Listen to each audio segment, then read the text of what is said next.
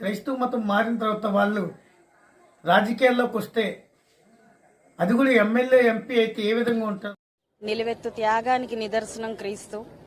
ఈరోజు ఆయన త్యాగాన్ని గుర్తించుకుంటూ ప్రతి ఒక్కరి మనసుల్లో ప్రేమని కరుణని నింపుతూ మన క్రైస్తవ సోదరుల ఆరాధనలతో ప్రార్థనలతో ప్రతి ఒక్క మనిషికి ఈరోజు ప్రేమే ముఖ్యం, పగ మంచిది కాదు, ప్రేమనే పెంచాలి అనే ఒక బోధతో ప్రేమతత్వాన్ని పెంచుతూ కరుణని పెంచుతూ ప్రతి ఒక్కరిలో మత మార్పిడి ముఠా మెస్సులో ఉన్నటువంటి వ్యక్తిని మనం తీసుకొని ఓటేసి గెలిపించి అసెంబ్లీలో కూర్చోబెట్టింది కాక, ఏదైతే కుక్క ఎలాగైతే మనం తన యొక్క సింహాసనం మీద కూర్చోబెడితే ఇందులో కనిపించి వెళ్ళిపోతూ ఉంటారు.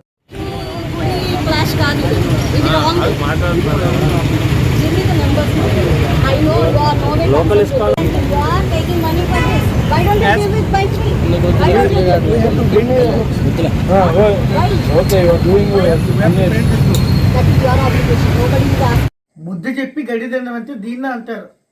సోయుండి మాట్లాడుతున్నావో లేకపోతే సోకెక్కువే మాట్లాడుతున్నావో, నీలాంటి ముంజులన్నీ కూడా ఈ తాటి ముంజలు అనుకోవాలి, ఈత ముంజలు అనుకోవాలి.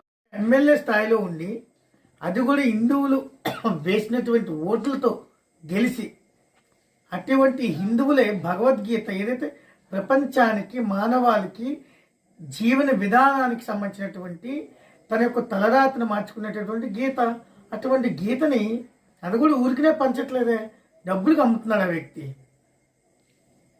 మరి నువ్వు మత మార్పులు చేస్తున్నావు కదా, మరి గొప్ప దేవుడు, ప్రేమ, తొక్క తోటకూర ఏంటి, కోపము ద్వేషము వద్దని చెప్పి మరి నువ్వు చేసేది ఏంటి?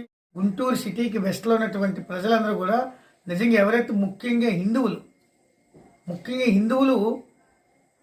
వాళ్ళ యొక్క చెప్తే వాళ్ళు కొట్టుకోవాలి, అలా ఉందన్నమాట. కాబట్టి ఎక్కడైనా హిందువులారా తెలుసుకోండి.